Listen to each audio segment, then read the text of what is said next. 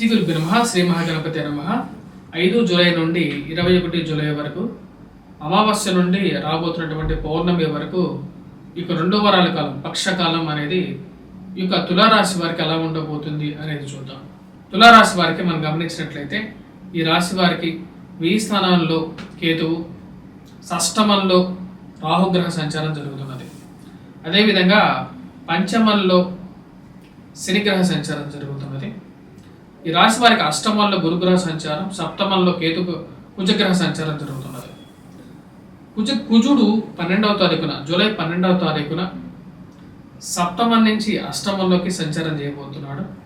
అదేవిధంగా రవి మనం గమనించినట్లయితే భాగ్యస్థానం నుంచి రాజ్యస్థానంలోకి మారబోతున్నాడు. బుధుడు, శుక్రుడు భాగ్యస్థానంలో సంచారం చేస్తున్నారు. బుధుడు 21వ తారీఖున భాగ్యస్థానం నుంచి రాజ్యస్థానంలోకి మారబోతున్నాడు అన్నమాట.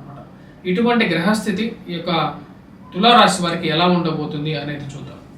ఈ రాశి వారిని గమనించినట్లయితే, ఏ స్థానంలో ఉన్నటువంటి కేతువు ఈ రాశి వారికి వచ్చినప్పటికీ పారమార్థిక చింతన, దైవ భక్తిని కలిగించగలుగుతాడు.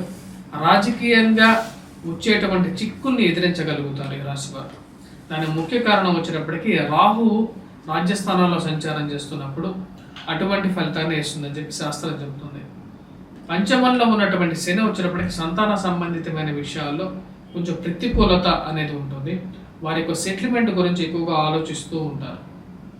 ఇక రాశి వారికి వచ్చినప్పటికీ వ్యాపార ప్రయత్న సంబంధితమైన విషయాల్లో కూడా సానుకూలమైనటువంటి ఫలితాలు మొదటి వారంలో అంతగా గోచరించట్లేదు. ఎందుకంటే రాశి వారికి సప్తమంలో కుజగ్రహ సంచారం జరుగుతున్నది. అదేవిధంగా పంచమంలో వచ్చేటప్పటికి ఈ రాశి వారికి శనిగ్రహ సంచారం జరుగుతున్నప్పుడు వ్యాపార ప్రయత్న సంబంధితమైన విషయాల్లో కొంచెం ఖర్చు అనేది ఎక్కువగా గోచరిస్తూ ఉన్నది. 12వ తారీఖు వరకు శని సప్తమంలో సంచారం చేస్తున్నారు ఈ రాశి వారికి. సప్తమంలో శని సంచారం చేస్తున్నప్పుడు వైవాహిక జీవితంలో చిన్న చిన్న మనస్పర్ధలు అనేవి కలుగుతూ ఉంటాయి.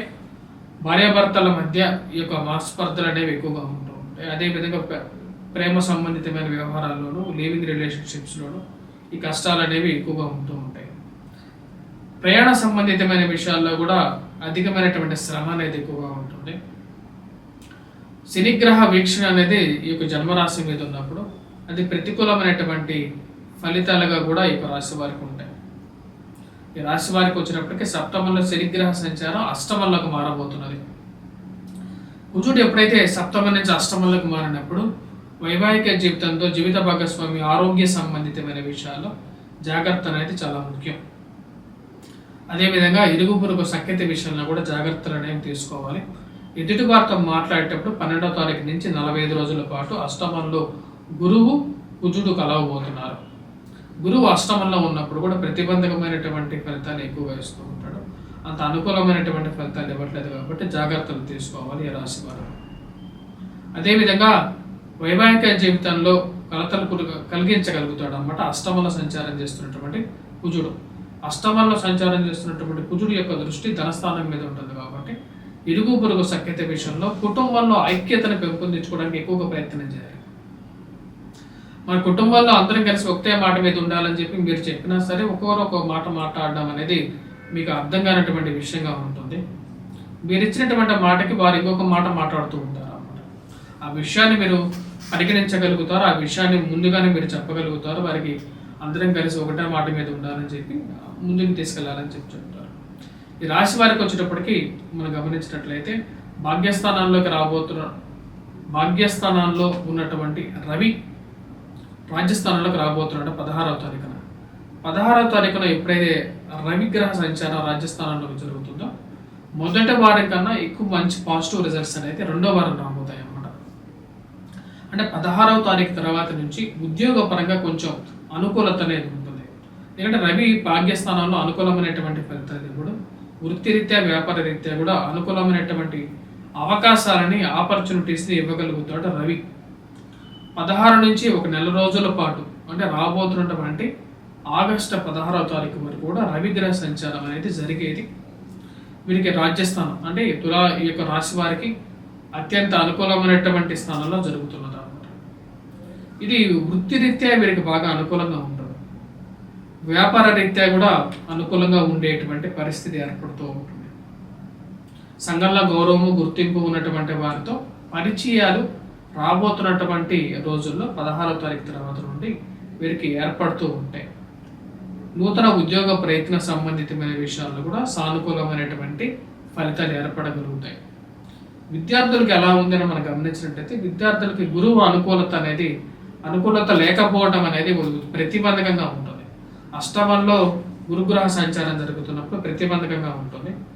అదేవిధంగా రాజ్యస్థానాల్లోకి రవిగ్రహ సంచారం జరుగుతున్నప్పుడు అనుకూలమైనటువంటి ఫలితాలుగా చెప్పవచ్చు. రవి ఎప్పుడైతే ఈ రాశి వారికి రాజ్యస్థానంలో ఉన్నప్పుడు అనుకూలమైనటువంటి ఫలితాలు, పేరు ప్రఖ్యాతలని, సంఘంలో గౌరవాన్ని గుర్తింపుని ఇవ్వగలుగుతాడు. కానీ దానికి విరుద్ధంగా కుజుడు ధనస్థానం మీద దృష్టి ఉన్నప్పుడు కొంచెం జాగ్రత్తలతో కూడుకున్నట్లయితే మీకు మంచి పేరు వస్తుంది. ఉన్నత స్థాయిలో ఉన్నటువంటి మీ పనిచేస్తున్నటువంటి కార్యాలయాల్లో మీ యొక్క బాస్ యొక్క మన్ననలను పొందగలుగుతారు. ఉన్నత స్థాయిలో ఉన్నటువంటి వారి యొక్క మన్ననలు, గౌరవాన్ని పొందడం అనేది జరుగుతుంది. ఇది అనుకూలమైనటువంటి ఫలితాన్ని ఇవ్వగలుగుతుంది.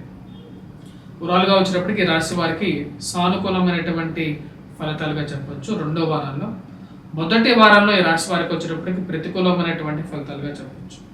ఈ రాశి వారికి 6వ తారీఖున శుక్రుడు బుధుడు కలిసినటువంటి ఒక యోగం అనేది భాగ్యస్థానంలో జరిగింది. ఆ యొక్క యోగరీత్యా వచ్చినప్పటికీ పూర్తిగా మిశ్రమమైనటువంటి ఫలితాలుగా కూడా మొదటి వారంలో చెప్పడానికి లేదు. భాగ్యస్థానంలో ఉన్నటువంటి శుక్రుడు యోగ్యకారకుడు అన్నమాట, బుధుడు కూడా యోగ్యకారకుడు. ఆ యొక్క పాజిటివ్ ఇంపాక్ట్ అనేది వీడికి కొంచెం కలిసి వచ్చే విధంగా ఉంటుంది అన్నమాట 16వ తారీఖు. ఇటువంటి బిజినెస్లో కానీ స్పెక్యులేషన్స్లో కానీ ఇన్వెస్ట్మెంట్స్ చేసేటప్పుడు కొంచెం ఆచితూచి వ్యవహరించండి. ఎందుకంటే కుజుడి యొక్క దృష్టి అనేది జన్మరాశి మీద ఉన్నప్పుడు కోపంతో కూడుకున్నటువంటి నిర్ణయాలు తీసుకుంటారు. అంటే కోపం అనేది ఎలా ఉంటుందంటే కొన్నిసార్లు ఎవరు చెప్పినా సరే వినకుండా మీరు ముందుకు వెళ్తూ ఉంటారు. అది మీకే హాని చేస్తుంది అన్నమాట. తర్వాత ఆ విషయాన్ని గమనించండి. చేసేటువంటి పని మరియు అదేవిధంగా వృత్తిలో మీరు తీసుకున్నటువంటి నిర్ణయాలు అనేది మీకు కలిసి వచ్చే విధంగా ఉండాలి. ఈ రాశి వారు చేసుకోవాల్సినటువంటి పరిహారాల్లో ముఖ్యంగా కుజగ్రహ మంత్ర జపాన్ని చేసుకోవాల్సినటువంటి ముఖ్యమైనటువంటి సూచన.